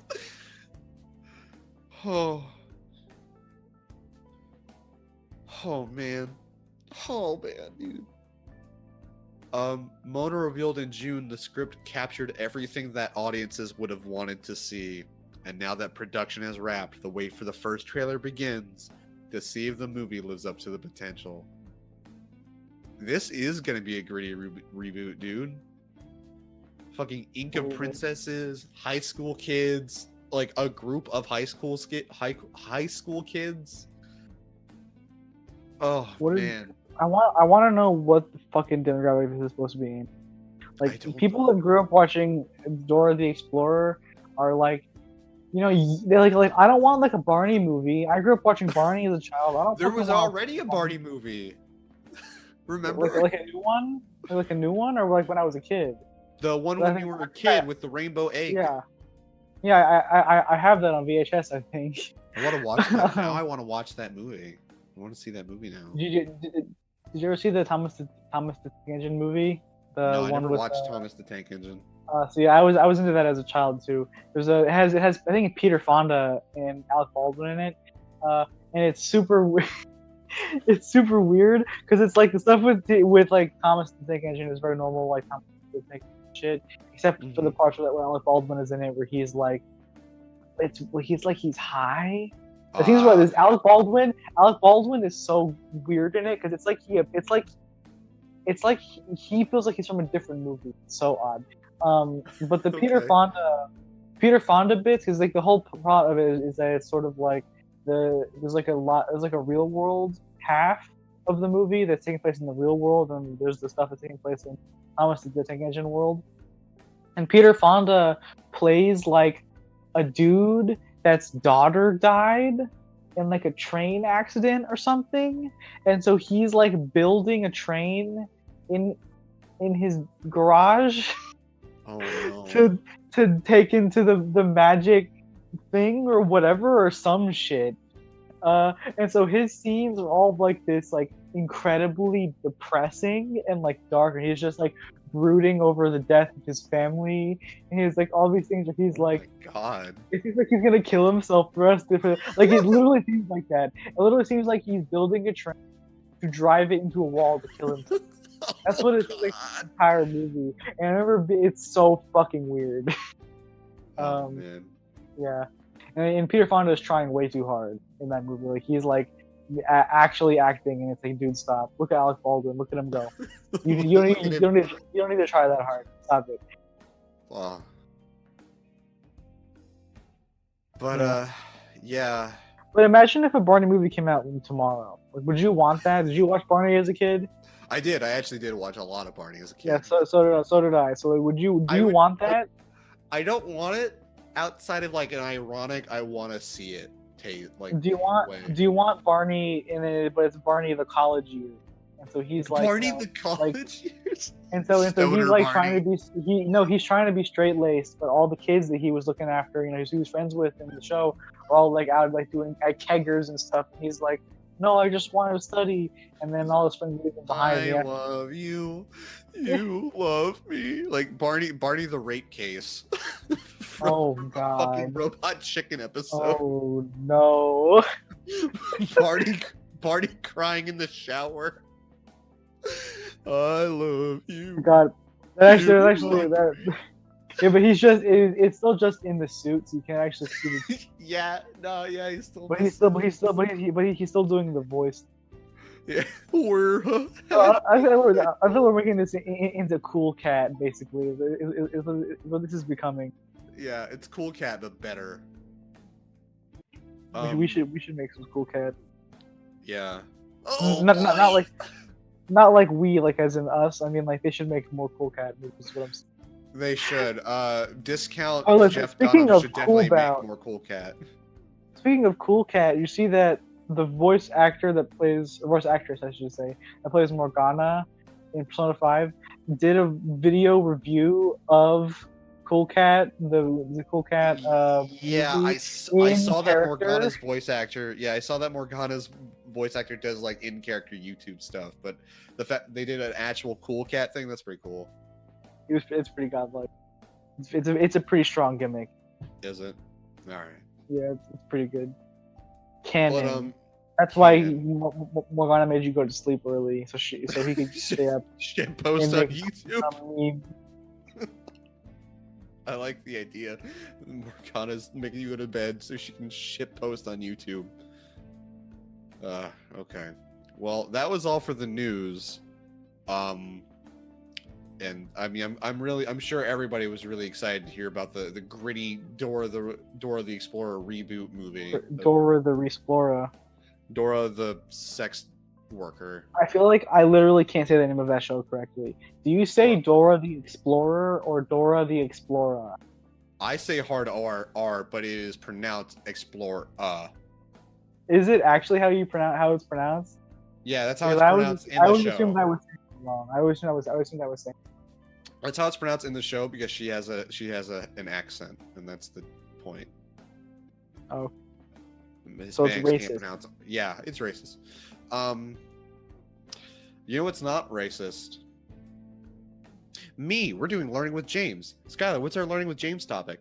Learning with James topic today is I almost said human revolution. That's not what it is. It's the Industrial Revolution. The first one. Okay. The first Industrial Revolution. You need to pick another one because I don't know shit about the first Industrial Revolution outside of Steam was a thing. Okay, so the other one that Claude gave me as a backup was Bleach. Okay, that's a little bit better. Why would he pick the first one? It's so stupid. I think he wants you to talk more about history because we always do like weeb shit. I'm not a history buff. I'm not at all a history buff. That's not a plan that will succeed. Well, that's the gimmick though, is we want you to think you know a lot about history, but then you actually. But I know that I don't know a lot about history. So that the issue with Bleach is that I didn't watch it at all, so I can't correct you on anything that you're wrong about. So I won't even have stake. All right, so Claude's 3 for 3 for picking bad choices and giving them to you. So why don't you pick our learning with James topic for today? Well, okay. All right. Give me Street Fighter lore. All right. Okay. Street Fighter lore. You've got in the beginning there was Street Fighter 1. And then Street Fighter 2 came out and everything was better. Combos existed. Player 2 existed. Ken and Ryu were slightly more defined than not at all. No, I'm sorry, it won't work. Oh, okay, wait, hold on. All right. So it's kind of brief, but there's Shadowloo, which is run by M. Bison and his 4 kings, which are Vega, Balrog, and Sagat, and then M. Bison is the 4th king.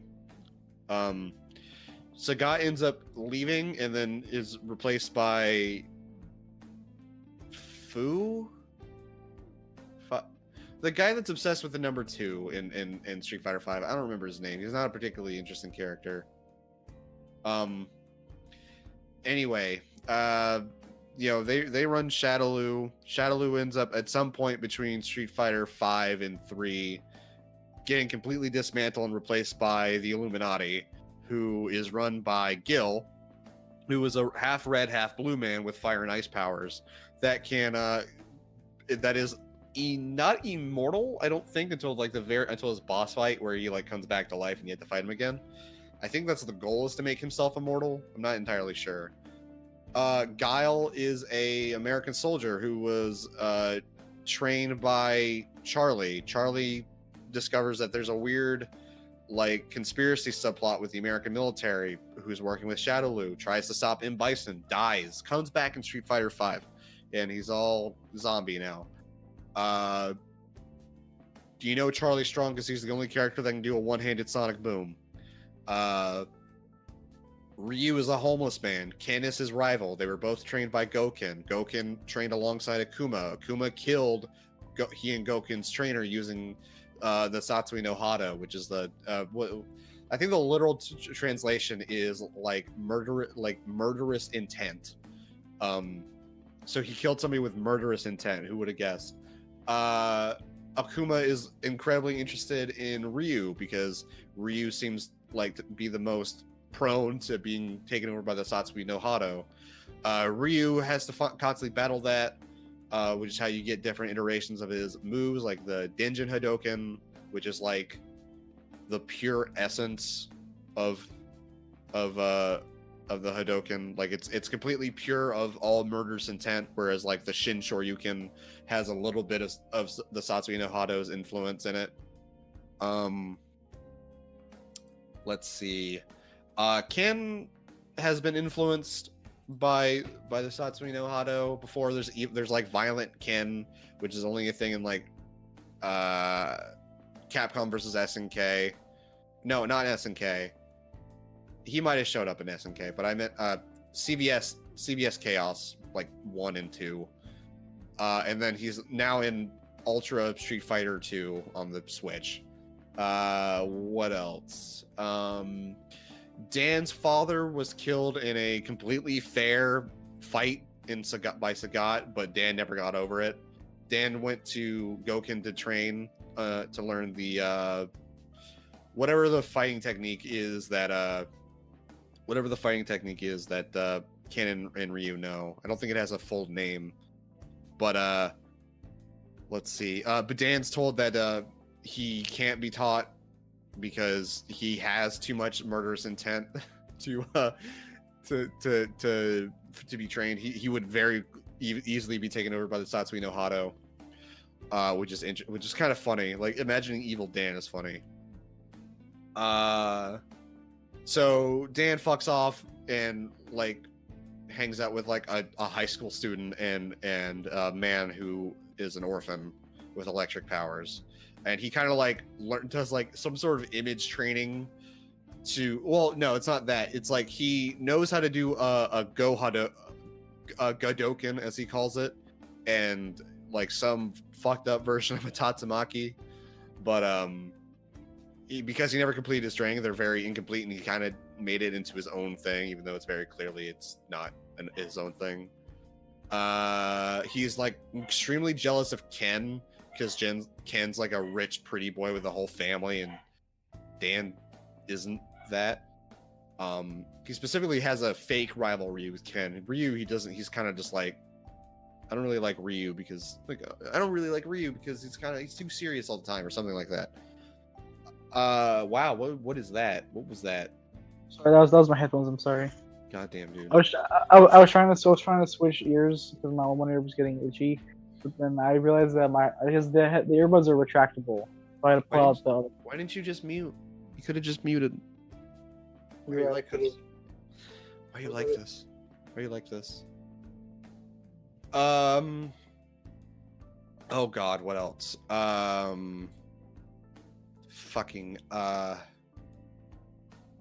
Sagat killed like a whole bunch of kids. Just a bunch of kids at one point. And now Dhalsim wears their skulls on his neck. So that's frightening. Dhalsim's an Indian man that knows yoga fire. That's pretty cool, I guess. What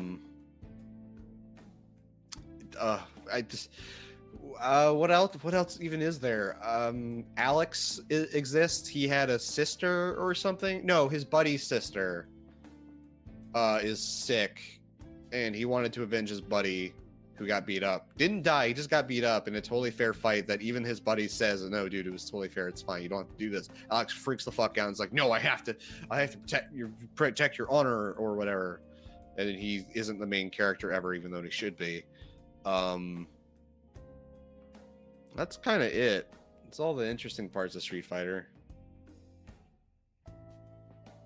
Skylar. You forgot about you forgot about Zangief. I was trying to fact check myself, but I can't do it fast enough. I didn't really So forget we'll Zangief. It's that Zangief doesn't really have anything going with him. He's a big muscle man, and he fights. He's for the kids, though. Yeah, he fights for the kids, but that's it. Like, it's whatever. All right, so you forgot Fong is the one that replaced Sagat. Oh, it's Fong. That's right. Yeah. The Illuminati doesn't replace Shadaloo, and in fact, they even exist at the same time. You mixed up Gen and Goken. Goken is actually Akuma. That's his name in Japan. Oh, okay. Violent Ken is an SVC Chaos. That game only had there was only one of those games, and it was still an SNK crossover. No, there wasn't. Were two. There's There's Capcom vs SNK. There's Capcom vs SNK 2, and then there's SVC Chaos. And SVC Chaos was the one that was made by SNK, and that one was bad. It had 80 Shotos in it. And then Ken is never canonically influenced by the Tatsui no Hado. So it was never canon. They ran that back. Violent Ken is canon. He's a bonus character in in Super Turbo on the Switch. That doesn't mean he's canon. No, when Ultra Street Fighter 2 came out, they ran that back as he is canon. Where? When? Hold on. Violent Ken. I mean, like he's canon because he's now in a Street Fighter game that Capcom put out instead of an SNK game. But where does that fit in the story? The answer is that it doesn't. Like Evil Ryu isn't really canon either. It doesn't happen in the story.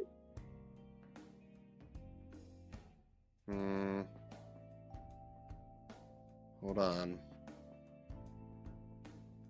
Damn it. Keep talking. Keep correcting me while I look this up. Anyway, Sagat didn't kill any children. He in fact killed a bunch of tigers. Sagat. Tiger genocide. Now that makes sense. Yeah, Sagat's big thing is that he was like a fighter that was like honorable-ish, and kind of wanted to fight strong opponents.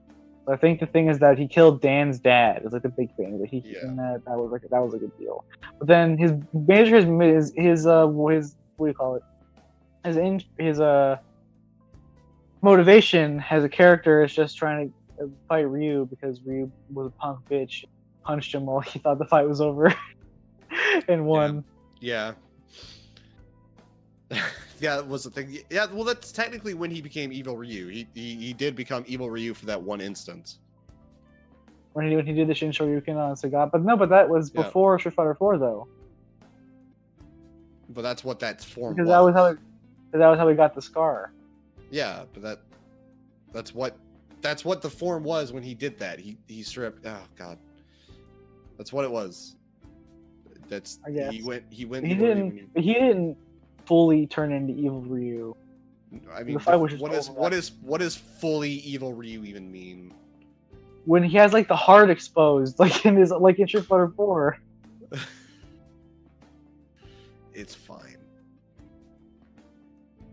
It's fine. You need to talk about Dudley. How dare you? What about Dudley? He's a rich guy. So Or Makoto. Or Sakura. what does Makoto have that her dad died?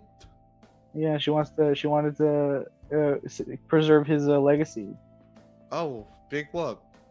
What about you talk about Rose or Manat? She's a psychic. And Manat's a thought. Which what? What about Siva? Manat is great, okay? I've completely reversed my stance on Manat, by the way. I used to not like her when she was announced. And Why I don't think you she's like her? best. I thought her design looked like it was like too cartoony. It's Street Fighter. I mean like she looks like a MOBA character to me. Like that was the thing. That was what I felt like when she was announced. But now like she has some really really good costumes that people use. That most people don't use her default design anymore. And I really like the costume that Sako uses, and her moves are cool, and she plays cool. So I like them. Sure. Whatever you say, buddy. Yeah. Coward. Also, she's voiced by Aoyuki in Japanese, which means that I have to like her by contract. I'm contractually obligated. Is that the case? Yeah, because that's the person that voices Futaba, and also Tsuyu. Oh. And, Oh, so that's worthless then. Gotcha. Oh, so you hate Tsuyu now? Who's Suyu? Froppy Oh. from my Frog now- Girl. Man, well now Frog Girl. Now I don't know what to think. Yeah, she also voices Tanya from the Tatami Saga, whatever. Voices Boar in Gridman. I haven't watched Good Man. She voices Madoka. And Tatsumaki and Punch Man. I'm lost. Hibiki and Symphogear. I don't understand anymore. I'm lost. Sorry. She's in Kaio from Erased. So she's one of those good voice actors, you know, the ones that are good. Okay. Whatever you say. Yeah. Whatever you say, buddy. When is my Shootin' Doji ASMR video? Please get on that, Japan. Japan, please. Japan, For I me. need this. I needed to sleep. To sleep. And only to sleep and nothing else. We promise this time. Just all right. Anyway, that was learning with James. I don't really know how to feel about any of that anymore. Anyway, our big discuss, Skylar. If we're done being a fucking pedophile. Our pedophile. Our big discuss is pick a franchise and give it to Chris Chan. What changes? Oh no. So I'm gonna pick the franchise. Okay. JoJo's Bizarre Adventure. Oh. All right. First So off, the thing every is that character's autistic. well, yeah, no, okay. If JoJo is autistic, right, and then party members can be, but they don't have to be. And the villains are all like Dio now is like his math teacher or like his boss at work or whoever, and they just become like it's like Dio is like okay. Dio is the internet. That's what I've decided. Okay. Dio has become the embodiment of internet trolls on the internet, and then every single person that he sends out is someone that has wronged him in his life. So like in all the people with like the flesh buds on their head and stuff that come to fight JoJo and whatever, those are all like, you know, oh, it's my like high school math teacher, or oh, it's that person that I expelled me from college because I had to sign asking for girls to come. Christian didn't go to college, dude. Christian didn't go to college. No, he hung out on a college campus with a sign that asking for girls to come hang out with him. That was a thing. Oh, you're right. Yeah. You know, you're the one that, you know, I was on TV and it was embarrassing because I was whatever. Like, it's all those people. That's what happened. And then so, it's like, okay. And then see, but you're thinking of like part 3 JoJo. How does part? One thing, right, is that how do you even get to part 3? That's the thing, is that JoJo is too hard to do as a franchise because like Chris, like you can't just do that. Like I don't know how that's too complex. Let's go part by part. Let's go part by part. I don't even know. I had a good analogy for part 3, but I got none for any other one. No, hold on. All right. So part 1, let's stick with evil math teacher. Evil math teacher, right? Shows no, but up. Then how does the evil math teacher become the internet? Because I feel like since Dio is the source of all the problems. Well, that's part of becoming a stand user. That's remember how Dio remember how Dio stops using all of his vampire powers at part 3? That's what happens here. Is he starts but the math teacher didn't. The math teacher the internet. But that teacher didn't become like that. That like he doesn't still blame the math teacher for his problems. It's like it was always like the nebulous like people on the internet. So I feel like my logic is that because Dio is the source of all the problems in all the JoJo universe and all the parts, that you had that okay. Like, it makes sense for Dio to be this. I've got it. This, no wait, like, I've got it. I've got it. Dio isn't okay. I've got it. So Dio doesn't start as the internet. Dio starts as Chris Chan's town and people that he doesn't like in town. Okay, that makes sense. And then and then when he gets the stand, it evolves into the internet. Because now and part 3 is when everyone finds out about Chris Chan. Part 3 is what makes Chris Chan go worldwide. Yeah. Part 3 is when Encyclopedia Dramatica is created and everyone knows who he is. Yeah. And part 2 is like part 2 is like Kiwi Farms maybe. Because I think with Kiwi Farms, who usually don't share this information. They don't usually share part 2 is weird because I feel like part 2 has to be like the TV years. Like Chris Chan's riding high.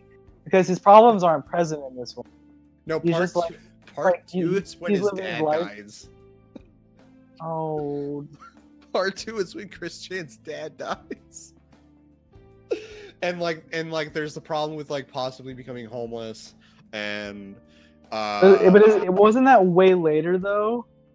Oh yeah, you're right. Because I feel like the thing is that Dio is not present in part 2 at all. So this is a period where you know Chris Chan, his problems aren't as present. You know, he has new problems and they're scary, but like they aren't like the same old problems. So maybe like the pillar men are girls in this one. They're pillar women. Part 2 is the issue with July, where he asks her out. Yeah. And he talks. Part 2 shares all the information. Part 2 is girls. Yeah. All right. Part 2 was girls. Like, although it was like the girls he knew in high school that would hang out with him, and he was like into. And then he made the comic of him having sex with her. Yeah. And posted it, and then it got back to her. And that's the wedding ring, dude. That's it. Yeah, exactly. We nailed it. Yeah. Okay. Yeah. All right. I'm done with it. And then part 3. Yeah. Part 3 is internet finding out about Chris Chan. And then part 4. Part 4 is when his dad dies and things kind of die out a little bit. And when things when people move on, then I was like, you know, whatever. And there's still the vestiges of the internet around. There's still people like trying to steal his necklace, his medallion. Well, no. You know. Well, it's like, all right. So part 4 has to be slightly connected to part 3 because there are characters that know characters from part 3. So it's like part 4 is like there was a point in Christian's like mocking career incident in Christian's instance. There was a point where he was getting like specifically bullied by certain people. That's how you got like that's how you. Part 4 is the arc where Christian masturbates, and we have the audio recording of him humping the pillow. Yeah. That's part 4. Because he's still popular at that point, but it's a very specific arc. And then part 5. Who is Kira though? Who in Kira? Kira's the guys from TeamSpeak. Okay, no, I feel like Kira should be the people that pretended to be girls that he was dating on the internet. Okay. Because because Kosaku Kawajiri, right? He pretends to be someone else. So because they're impersonating women on the internet, that should be that arc, right? Of the Christian bullying saga. Yeah. Part 5 is when Christian's dad dies. Yeah. Okay. Sure. Sure. And then this is also when this is like peak Sonichu, I think now at this time, right? Yeah, it's about that point. By the way, if people don't know what we're doing right now, because watch the Down the Rabbit Hole episode of Christian. And also the gimmick of Christian's life in the Sonichu comic is that everything that happens in it is something that mirrors his own life. Like whenever he draws a comic for Sonichu, it's very openly about something that has just happened to him in real life. Which is why we're relating this to real life right now. Yeah. So right. So part 5, instead of being a gang star, what does Christian want to be here? What's his dream? What's Christian's dream? I think Christian's dream at this point was to be like a famous comic book artist still. I think he still had hope that Sonichu would still be big if he was just given the chance. No, this is Sega. This is Don't Call Anyone. This is Christian's heel turn. This is Christian's heel turn into a bad person, because gangsters are still bad people. But he thinks he's justified. Okay, that makes sense to me. He's committing crimes, but he thinks he's justified. So this is when he's getting mad at Sega, and shit's starting to kind of not go well, right? Yeah. And then part 6 is when Christian thinks he's gay. Yeah. And no. And this is when we have the pepper spray incident and everything.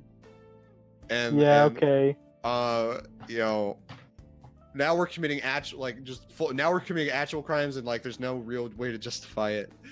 So then who's Poochie? Is someone? So was there? It's like there was an event at some point where someone tried to resurrect the old bully. Right, the old ways of Christian. Poochie is kids that are new to the internet that learn about Christian and try to bring it back. Poochie is Henry figuring out fucking about Kiwi Farms. Yeah, like baby Henry trying to figure out learning about Kiwi Farms. No, Henry's not. It's not Henry specifically. It's edgy kids like my little brother who would find out about Christian and would try to incite him to do shit. They would try to reset the spark, and it would yeah. And then part 6 is the arc in which Chris finds out that he's a woman. Finally, after all this time. And Christina Weston Chin. Oh, and this is when we get the unclit. If you remember. I actually don't remember that. I don't even. I think I might have blocked it from my mind. That was when he found a open wound between his butthole and his balls, and decided to call that his vagina. That's right. Oh no, I forgot.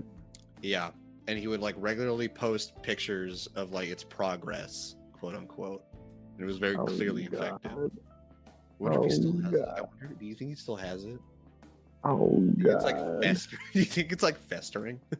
Because that was the thing, right? Was that Chris Chan like never showered? Yeah, that's another thing. And then, so that's that, and that's like, whew. And then part 8 is now. Part 8 is now, where Chris Chan posts What part like 7? What was part 7? part 7. Well, part 7 is the unclit era, is when it starts. Unclit era. Okay, you Yeah, said because part 6. now we're fully transitioned into a completely different universe where now Chris Completely Chan was a different. woman Okay, the whole yeah. time. We're completely. It's we've rewritten history also. Yeah, we've rewritten history a little bit. And then this even makes sense because of this, because we're doing this, because he's doing this, he's resurrected the old bully. And that's why Dio comes back at the end of part 7 with his original stand. Exactly. But We- he's we- less we less truly- powerful. But he's less powerful than before. A roundabout path. Yeah, truly. And now we're in part 8 where Chris Chan mostly sticks to Twitter and makes really weird fanfic posts about how Bowsette is actually like the secret daughter of Peach and Bowser. And then he also like makes clips for Shrek to Retold. Yeah. Which was good, by the way. You guys should watch that. I actually saw that too this week. I didn't see it. I'll probably watch it like later at some point. You should watch it while under the influence or something. Then it'll be a while because I don't have any beer on me or anything. So. Yeah, you should try and get some alcohol and watch that shit. Okay. Yeah. Woof. Chris Chan's Bizarre Adventure. Yikes. Okay, wait, no. Alright, so it's JoJo, right? So do you Yeah. think he would rename JoJo? Like, isn't it like Sonichu? Like, that was like Sonic and Pikachu. What do you think, like, what anime shit would he combine again? It would be Maybe like ChuChu's Bizarre Adventure. ChuChu? ChuChu. Like the character from CHU. So it's the monkey from Revolutionary Girl Utena. I got it. Sure. That was its name. The little monkey mascot from that show's name is ChuChu. Yeah. God. Let's try one more for like anime real quick. Just No, something. I want to leave out on that. I feel like we did that really well. I don't want to. All right. I don't want to push our luck All on right. that shit. All right. Fair. Thank you. Thank you, everybody, for joining us on this extremely low energy but high vomit-inducing episode of the weekly high content episode of the weekly Dadcast. I've been your host James. This has been Skylar, Lord of the Flies. You can find us on iTunes. Lord of the what? Lord of the Flies. You're the Lord of the Flies now. You can find us on I fuck you. That's why you can find us on iTunes. We're The also king of on this island. King of this island of lollies. You can find us on iTunes. Hit us up on Twitter at @officialdadcast. If there were some lollies in that book, that would have changed things. I am trying to get through this outro, you son of a bitch. Get your gross fetish out of here. We're also. I was trying to comment about how the existence of women in the book Lord of the Flies would have changed the story significantly. What if they were older, like One-san women? How dramatically would it change them? That would just become a dojin at that point. I feel like it would become it would become a dojin if there were lollies there too. If there was but it was going to become a dojin. No. See, if there were girls like their age girls, it would have become a Stephen King. Oh no. But the only way the women would survive on the island of Lord of the Flies would be if they were older, they were grown women, and they outnumbered the boys. Yeah. And it's I feel like either way it would have become a Stephen King novel. Now that I think about it, it would have become some sort of dojin, and I would wish it became the One-san dojins, where all conflict all conflict is erased once nursing handjobs are introduced. James, you should read the Ane Naru Mono. The what? One-san.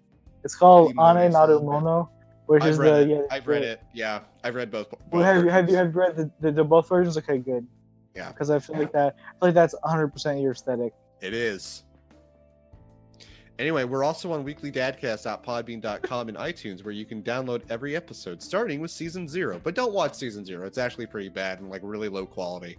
Watch season 1 of the Weekly Dadcast. You can also find us streaming live at twitch.tv/weeklydadcast Saturdays at 4 p.m. Eastern Standard Time. And then hit us up on Twitter at @officialdadcast, and you can email us at @officialdadcast also. Actually, I think our Twitter is still at weeklydadcast, so check for both. Check for both. My name is James Hansen. My name is James Hansen. This has been the Weekly Dadcast. Bye.